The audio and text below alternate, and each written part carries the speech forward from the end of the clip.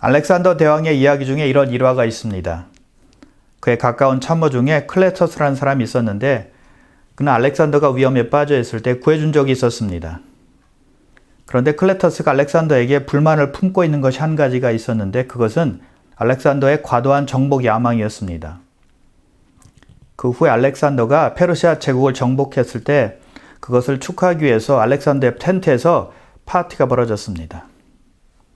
그런데 그 파티에서 두 사람의 말다툼이 시작이 되었고 클레터스는 술에 취해서 왕에게 불만을 토로했고 유혹을 퍼붓게 되었습니다. 알렉산더는 참지 못하고 옆에 있던 창으로 그의 가슴을 찔렀고 그는 죽고 말았습니다. 그 일로 인해서 알렉산더의 군대가 큰 혼란에 빠지게 되었습니다.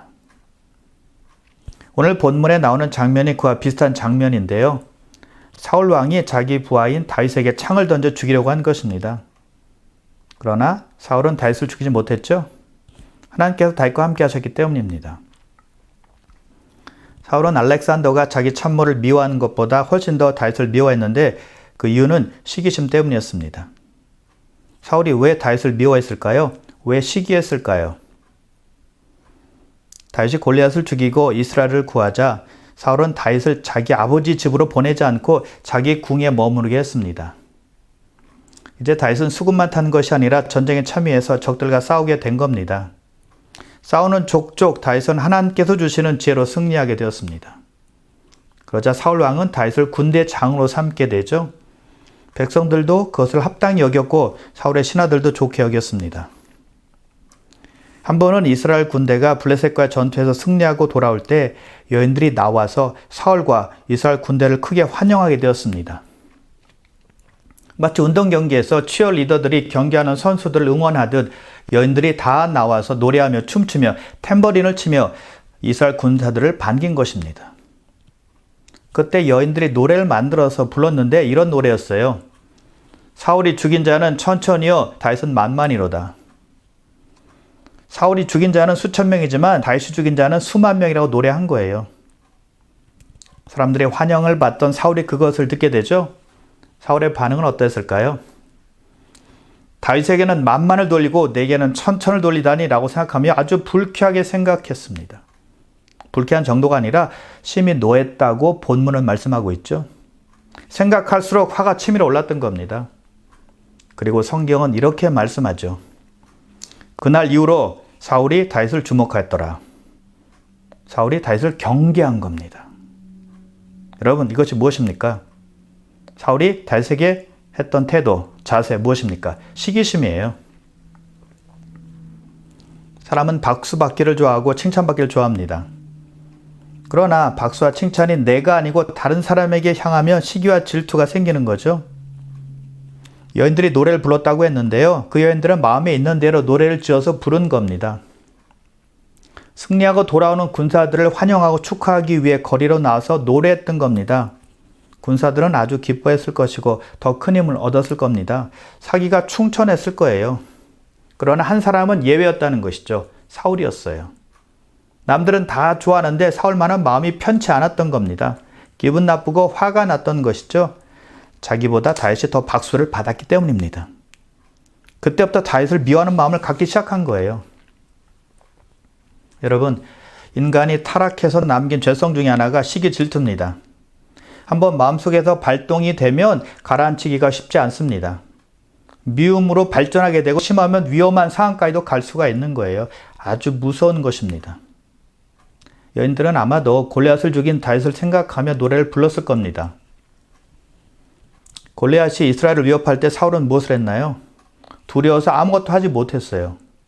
그러나 다윗은 어렸지만 담대하게 믿음을 가지고 그와 대결해서 승리했습니다. 그런 차이를 사람들은 목격한 겁니다. 그래서 왕인 사울보다 다윗을 더 인정하고 신뢰한 것이죠. 당연한 결과였어요.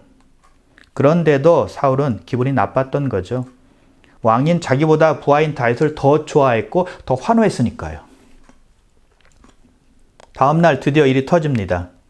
악령이 사울에게 임했고 사울이 정신없이 떠들기 시작합니다.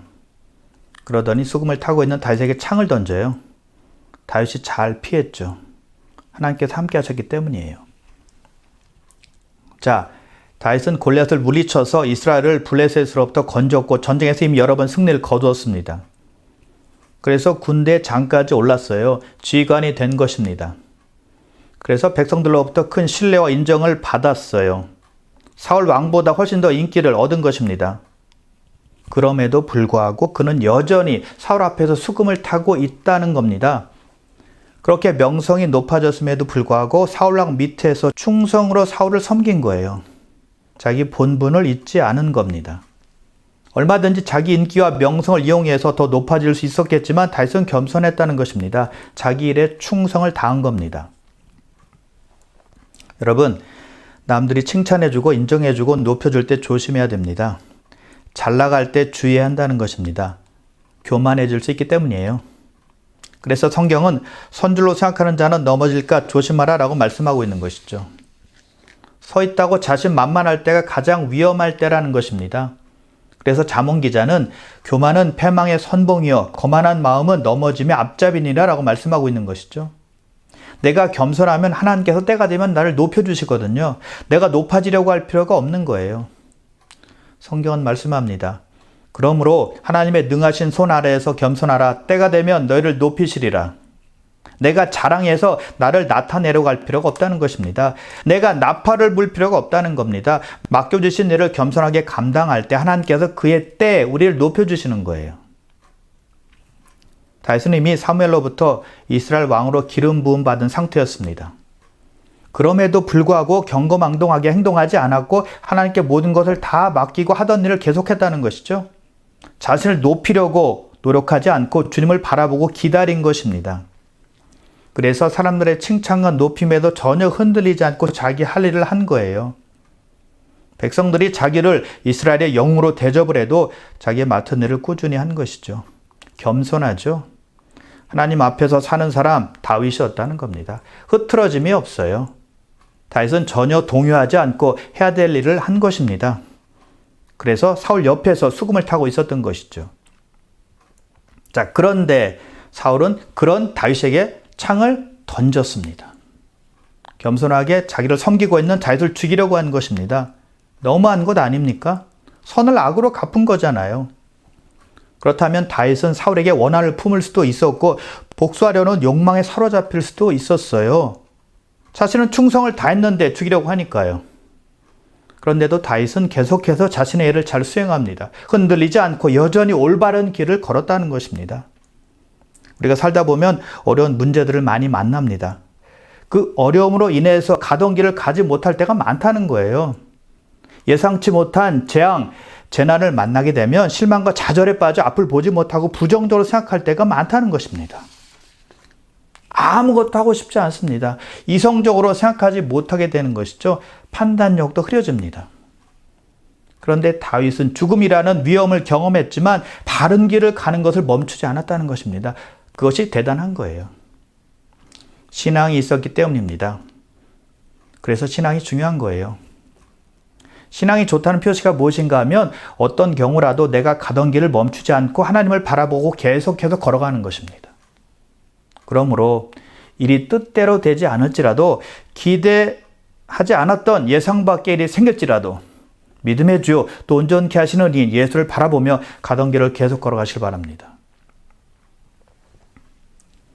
자, 우리가 사람들의 칭찬과 높임과 인정을 받을 때 조심해야 되는 이유는 교만해질 수 있기 때문입니다. 그리고 사람들의 칭찬과 높임과 인정은 계속되는 것이 아니기 때문에 조심해야 돼요. 그래서 사람들이 우리를 칭찬하고 높여줄 때 거기에 너무 도취하지 말아야 한다는 거예요. 거기에만 빠져 있으면 안 되는 거예요. 왜냐하면 사람의 마음은 쉽게 변하기 때문입니다. 칭찬하고 높여준 사람들이 나를 헐뜯는 사람으로 돌변할 수도 있기 때문이에요. 좋아해주던 사람들이 나를 공격해서 물 수도 있기 때문이라는 겁니다. 사람은 변하기 때문이에요. 마음에 들면 한없이 칭찬하다가도 마음에 들지 않으면 언제 그랬느냐 듯이 비판하고 욕하는 분들이 바로 사람들이라는 것이죠. 인정사정 없습니다. 예수님께서 예루살렘에 입성하실 때 사람들이 난리가 났어요. 제자들이 나귀의 겉옷을 얹자 예수님께서 그 위에 타셨죠. 그러자 모인 많은 사람들이 자기들의 겉옷을 길에 펴고 종려나무 가지를 길에 깔았습니다. 그리고는 이렇게 외칩니다. 호산나 다윗의 자손이여 찬송하리로다. 주의 이름으로 오시는 이여 가장 높은 곳에서 호산나 하더라 라고 크게 외쳤습니다. 예수님을 메시아로 인정한 것입니다. 예루살렘이 떠들썩할 정도로 유대인들이 대환영을 한 거예요. 그런데 빌라도에게 예수님을 십자가에 못 박으라고 외친 사람들이 누구였나요? 바로 그들이었어요. 예수님을 그렇게 열렬히 환영했던 사람들이 예수님을 십자가에 처형하라고 외쳤다는 것입니다.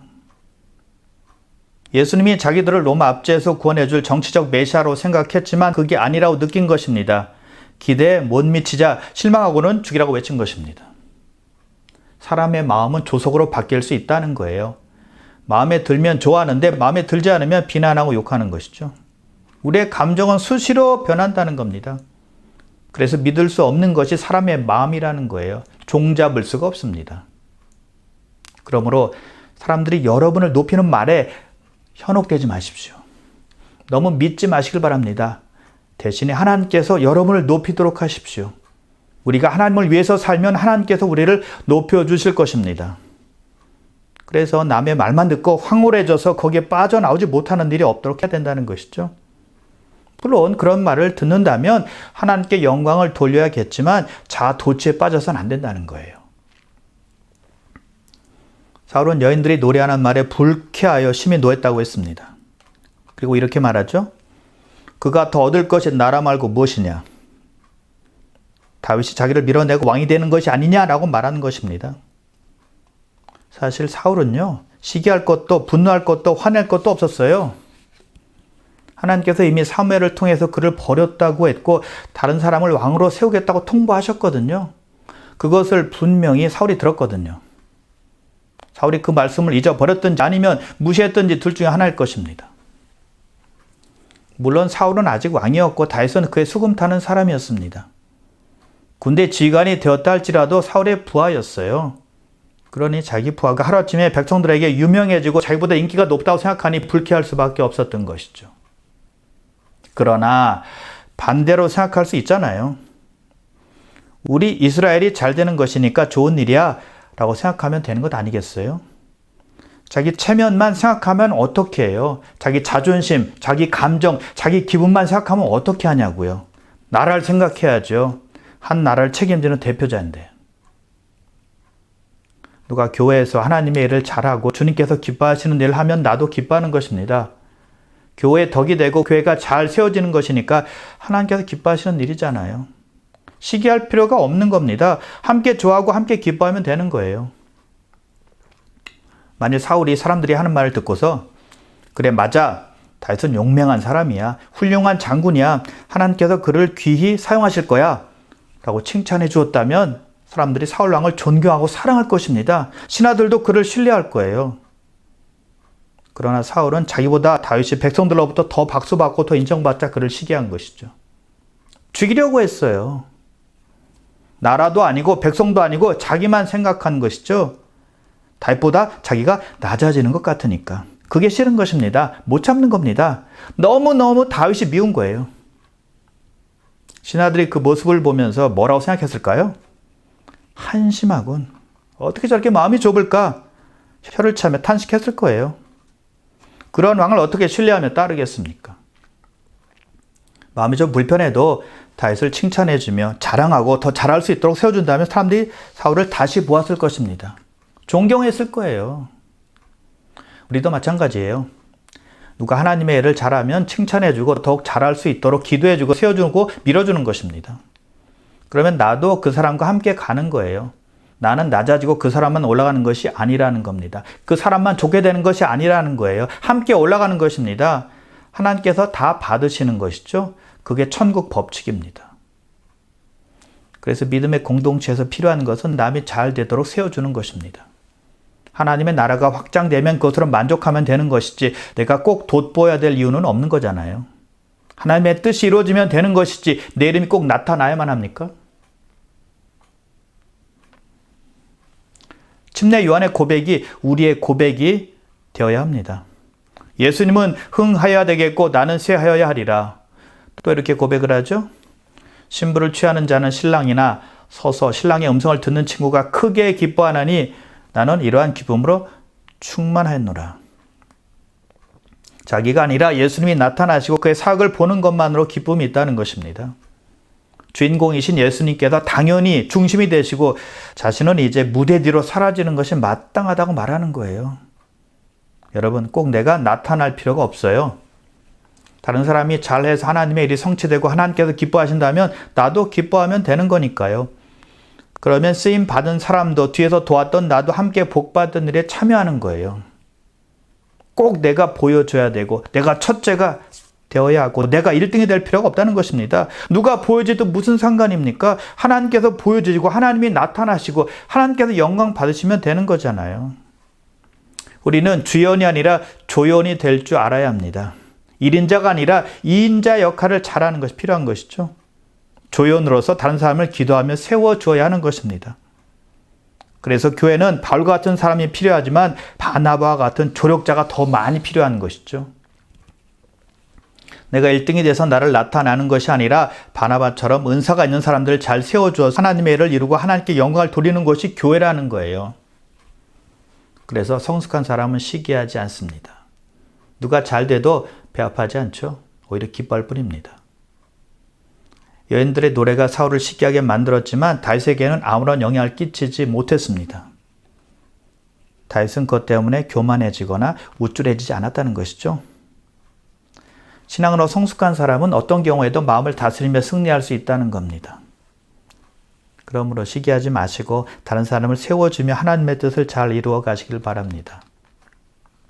자, 사울이 다윗에게 창을 던졌지만 다윗이 잘 피했습니다. 하나님께서 다윗과 함께 하심을 사울이 보게 됩니다. 그러자 사울이 다윗을 두려워하게 되죠. 그래서 함께 있을 수 없으니까 다윗을 천부장으로 삼아서 자기 것을 떠나게 합니다. 궁에서 내보낸 거예요. 그런데 보세요. 쫓겨난 다윗이 어떻게 하는지 성경은 이렇게 말씀하고 있는데요. 14절입니다. 다윗이 그의 모든 일을 지혜롭게 행하니라. 여호와께서 그와 함께 계시니라. 다윗은 모든 일을 지혜롭게 행했다고 말씀하고 있습니다. 전쟁에 참여해서 열심히 싸웠고 그가 맡고 있는 천분향의 일도 잘 감당했다는 말이에요. 그가 해야 될 일들을 최선을 다해서 했다는 것입니다. 이것이 우리가 또 다윗에게서 배울 점이에요. 다윗은 궁에서 쫓겨났는데 잘못해서 또는 실수해서 쫓겨난 것이 아니었어요. 사울의 시기로 인해서 쫓겨난 거잖아요. 하나님께서 함께 하시는 다윗을 보고는 두려워서 쫓아낸 거니까요. 다윗은 아무 잘못 없이 좌천된 겁니다. 억울한 일을 당한 것이죠. 그런 대접을 받았음에도 불구하고 다윗은 어떻게 했나요? 열심히 살았습니다. 최선을 다해서 자기 할 일을 다 했다는 겁니다. 기분 나쁘다고 술 퍼먹지 않았습니다. 친구들을 만나서 뒤에서 사울을 욕하지도 않았고 사울을 원망하지도 않았어요. 여러분, 우리가 살다 보면 사람들로부터 잘못 대우받을 때가 있습니다. 기분 나쁠 정도로 형편없는 대접받을 때가 있어요. 어떤 모임에서, 일터에서 또는 어떤 사람과의 관계에서 그런 일이 일어날 수가 있다는 것이죠.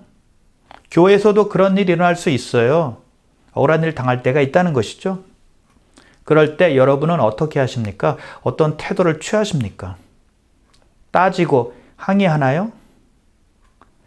직장에서 그런 일을 당하면 직장 그만둬야 됩니까? 교회에서 그런 대접 받는다면 그 교회를 떠나야 되나요?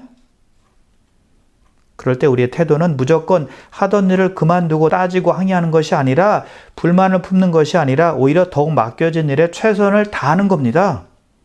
게으르지 말고 더욱더 부지런히 열심히 일을 하는 겁니다. 다윗이 그랬거든요. 궁에서 쫓겨났지만 자기가 맡은 일을 게을리하지 않았다는 것입니다. 더욱더 최선을 다했어요.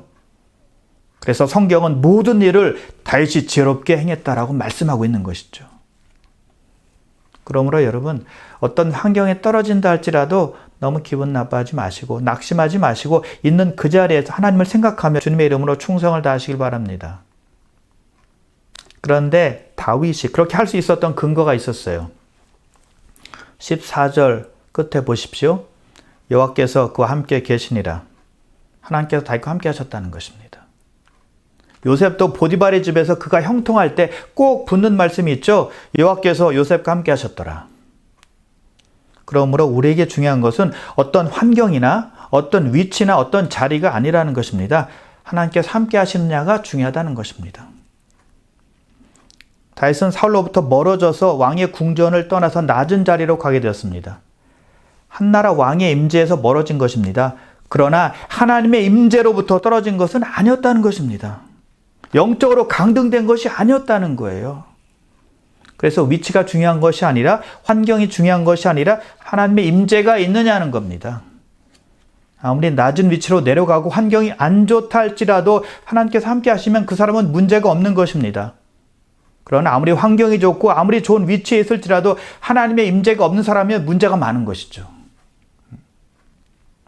요셉은 악한 보디발의 아내로 인해서 감옥에 들어갔지만 그 감옥에서도 하나님께서 여전히 요셉과 함께 하셨다고 말씀을 합니다.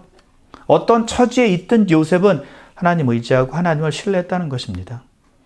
그래서 하나님께서 그와 함께 하셨다고 말씀하고 있는 거예요. 다윗은 어디에 있든지 어디로 가든지 있는 그곳에서 하나님을 믿고 신뢰했기 때문에 지혜롭게 행했고 하나님이 함께 하심을 경험했던 것입니다. 그러므로 현재 환경을 너무 탓하지 마시고 하나님 사랑하시고 하나님 의지하시길 바랍니다. 사울은 다윗을 죽이려고 창을 던졌습니다. 또한 다윗을 궁에서 내보냈어요. 이 모든 것의 근원은 무엇입니까? 시기심이었어요. 시기 질투가 참으로 무서운 것이죠. 그러나 여러분, 긍정적인 면에서의 질투가 있습니다. 사랑하는 사람에게 반드시 필요한 것이 질투라는 것이죠. 내가 사랑하는 배우자가 다른 사람에게 눈을 돌리는데도 불구하고 가만히 있다면 배우자를 사랑하는 사람은 아닐 것입니다. 질투해야 되고 화를 내야 마땅할 것입니다. 사랑의 한 표현이 바로 질투라는 것이죠. 사랑하면 독점하고 싶은 거예요. 그런데 성경은 우리 하나님을 질투의 하나님이시다라고 말씀하고 있다는 겁니다. 우리 한 사람 한 사람을 어느 누구에게도 빼앗기고 싶지 않다는 것입니다. 우리를 너무너무 사랑하시기 때문에 질투하시는 거예요. 독생자를 주시기까지 사랑하셨기 때문에 우리를 독차지하고 싶은 것입니다. 그런 사랑을 우리가 가지고 있다는 겁니다. 하나님의 독점적인 사랑의 대상이 우리라는 거예요. 다른 사람이 나보다 더 잘나고 나보다 더 많이 가졌고 나보다 더 좋은 환경에 있는 것 때문에 샘내고 질투하고 시기하지 마시기 바랍니다. 그런 것 때문에 너무 낙심하지 마세요. 대신에 하나님의 사랑의 질투를 받고 있다는 사실 때문에 감사하고 기뻐하는 여러분 다 되시길 바랍니다. 그것이 중요하잖아요. 그러므로 사랑하는 귀한 성도 여러분, 어떤 환경에 처해지든 다윗처럼 하나님을 사랑하고 신뢰하고 의지하는 여러분 다 되셔서 하나님 함께 하심을 늘 경험하시기를 주님의 이름으로 축원합니다.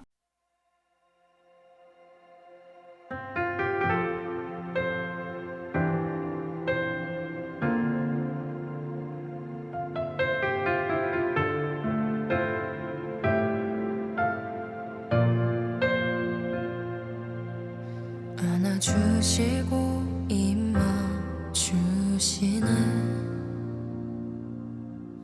감당할 수 없는 크신 사랑 안아주시고 입맞추시네 감당할 수 없는 크신 사랑 하늘과 아버지에게 결코 돌아갈 자격이 없던 나를 하늘과 아버지에게 결코 돌아갈 자격이 없던 나를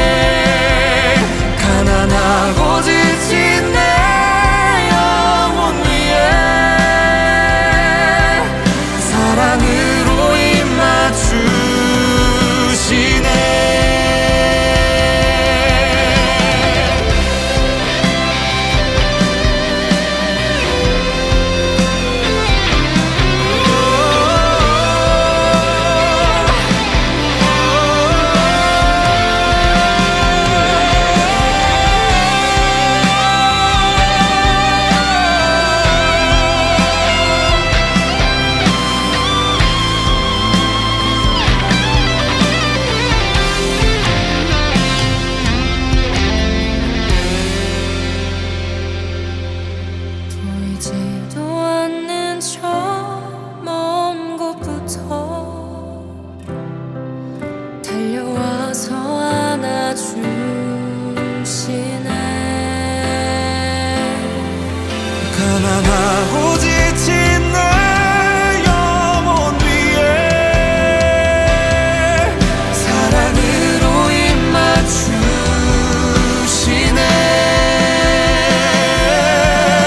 보이지도 않는 저 먼 곳부터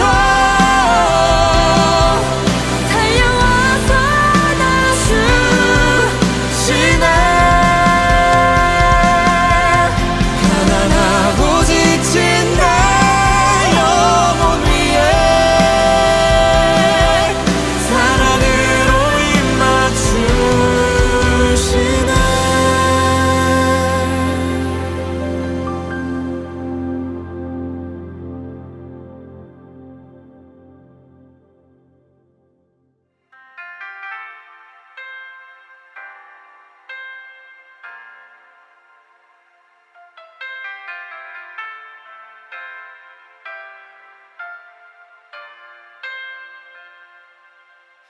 안아주시고 입맞추시네. 감당할 수 없는 크신 사랑. 안아주시고